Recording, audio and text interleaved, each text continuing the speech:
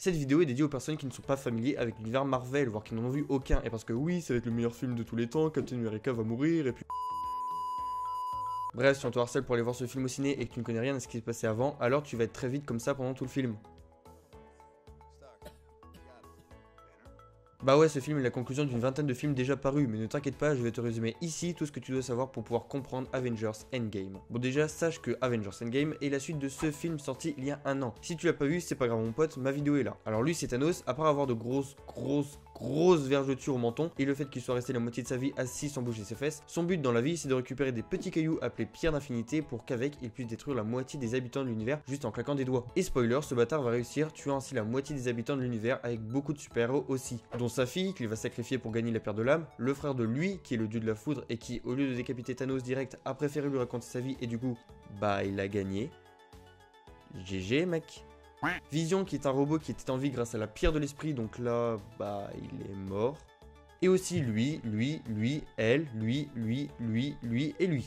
Mais le truc à savoir, c'est que dans tout ça, Doctor Strange, un gentil petit sorcier, avait tout vu venir, et avant de mourir, le mec avait regardé dans le futur comment gagner, et du coup, on peut se poser quelques questions. Avait-il déjà tout prévu? Est-ce que la mort de toutes ces personnes faisait partie de son plan? Bizarre, oui. En tout cas, il y a un truc qui cloche. Alors lui, ils sont méga en foi depuis une vieille loi mise en place pendant ce film, où ils vont se mettre sur la gueule parce que oui, on doit obéir aux lois, même si on est super-héros quand même. Oui, c'est de notre faute si les gens meurent. Les gars, ils ont sauvé 20 fois 7 milliards de gens, mais bon, il a fallu que Patrick et Momo se fassent tuer par une balle perdue.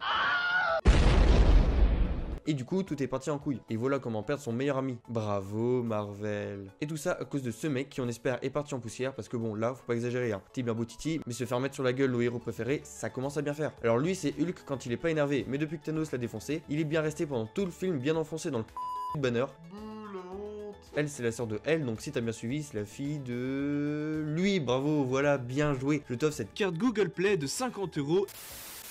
Ça c'est un raton laveur qui parle, il s'appelle Rocket et en plus d'avoir un nom de missile, il a perdu toute son équipe, donc lui, elle et elle. Donc bon, forcément, il est un peu deg. Du coup, à la fin du film, il reste sur Terre. Lui, elle. Le problème c'est que eux deux, ils sont sur une autre planète à l'autre bout de l'univers parce que oui, combattre les méchants sur sa planète, c'est mieux que sur Terre, blablabla. Et mec, regarde dans quel état t'es. Le gars est à moitié mort, à quel moment c'était une bonne idée. Te voilà au beau milieu de l'univers avec une meuf robot parce que oui, elle c'est un robot, au cas où si vous avez pas remarqué. Donc bon, bah GG mec, on verra comment tu t'en sors. Et puis bah Thanos, comme tout grand méchant qui se respecte, il s'est bien sûr téléporté dans une planète calme parce que bon, après l'effort, le réconfort. Lol. Et là tu te dis peut-être, oui mais si on n'a pas réussi à le battre une fois, pourquoi ça changerait? Et tu as tout à fait raison, cette question est tout à fait légitime. En gros là, ils vont recevoir de l'aide de cette meuf. Oui, ça te dit sans doute quelque chose parce qu'un film sur elle est sorti il y a 2 mois et crois-moi, elle est méga puissante. En gros, pour te résumer la situation, dans les années 90, elle est venue sur Terre, a fait copain avec lui, qui est le mec qui a rassemblé tous les super-héros, c'est-à-dire, oui, tu l'as, les Avengers. Et du coup, le meuf a mis fin à une guerre extraterrestre et est parti botter les fesses aux autres méchants dans l'espace. On revient maintenant dans le présent où du coup, en 2018, quand lui, il va se rendre compte que tout part littéralement en couille. Non mais regardez ce manque de respect, sérieux. Où va le monde?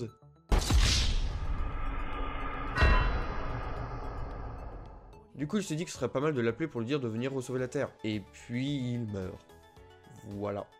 Ah ouais, non, mais il y a eu beaucoup de morts dans ce film. Du coup, à la fin du film, on la voit débarquer sur Terre dans le quartier général des Avengers en demandant où est Nick Fury, c'est-à-dire ce gars. Après, il y a lui, c'est Ant-Man. Oui, l'homme fourmi, exactement. Enfin bref, c'est un super-héros qui peut devenir immense ou minuscule comme une fourmi. Merci Captain Obvious. Et à la fin de ce film, qui se passe en même temps que ce film, il décide alors que tout part en couille de devenir super méga giga petit pour récolter de l'énergie quantique avec son équipe. Parce que oui, on a découvert qu'en devenant minuscule, on atterrit dans un monde chelou rempli plein de trucs scientifiques et du coup, vu que tout le monde meurt, personne le ramène et il reste coincé là-bas. Et enfin, un dernier truc, après vous pourrez y aller, il sera l'heure, ça va bientôt sonner. Lui, c'est Hawkeye, un gentil qui tire des flèches. Ouais, c'est pas le balèze de tous, mais on sait pas trop ce qu'il fait actuellement à part Netflix and chill avec sa famille en campagne. On l'a pas vu dans Infinity War, mais il devrait être de retour dans Endgame. Ah bah, chacun ses priorités, écoute. Et pour que tu aies un ordre d'idée de la puissance de Boubou au 1, 2, 3, 4, 5, 6, 7, 8, 9, 10, 11, 12 mentons, il peut remonter le temps, détruire une planète, se téléporter, transformer des machins en bidules, projeter de l'énergie et plein de trucs méga stylés. Ah oui, et dernière chose pour que vous puissiez faire le mec pendant la séance. Ah mais c'était sûr, évidemment. Tous ces gars-là, ils vont retourner dans le temps pour faire je sais pas quoi, donc sache que si tu vois ces types-là, sache que c'est la bataille qui a fait que lui et elle sont devenus potes et après, comme j'ai dit plus tard, eux deux, ils vont casser. Donc voilà, j'ai fait le tour avec tout ce que tu dois savoir pour ne pas être paumé normalement en regardant Avengers Endgame au cinéma. Alors c'est sûr, le mieux c'est de voir au moins Avengers Infinity War avant, histoire de vraiment comprendre. Mais si par flemme ou par manque, c'est ce qu'ils disent tous, tu ne peux pas, alors je te souhaite quand même un bon visionnage. Ciao.